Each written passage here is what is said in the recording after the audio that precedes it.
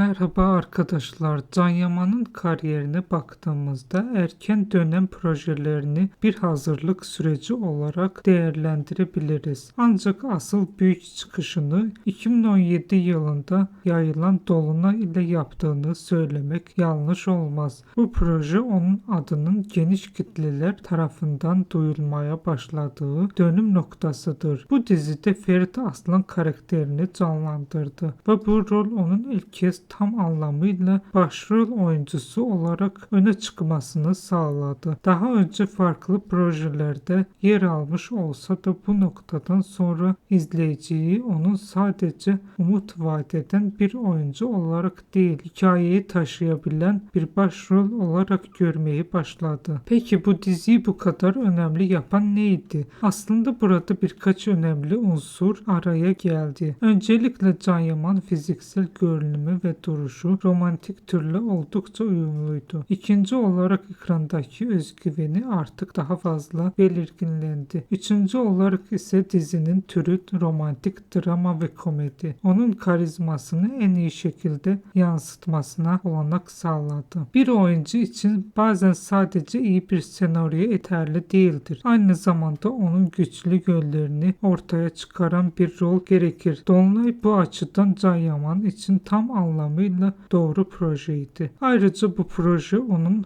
romantik türdeki yerini sağlamlaştırdı. Daha sonraki kariyerinde de bütün türün önemli bir rol oynadığını görüyoruz. Bu süreçte izleyici onun ekran kimliğini daha net bir şekilde tanımaya başladı. Birçok oyuncunun kariyerinde tanımak ile beklemek arasında geniş bir nokta vardır. Dolunay Can Yaman için tam olarak böyle bir köprü görevi oldu. Bu projeden sonra izleyici onun yeni projelerini merakla beklemeye başladı. Genel olarak bakıldığında bu proje onun kariyerinde bir son değil, aksine güçlü bir başlangıç noktası oldu. Daha büyük bir başarıların kapısını aralayan önemli bir adım olarak değerlendirebiliriz. İzlediğiniz için teşekkür ederim. Yakında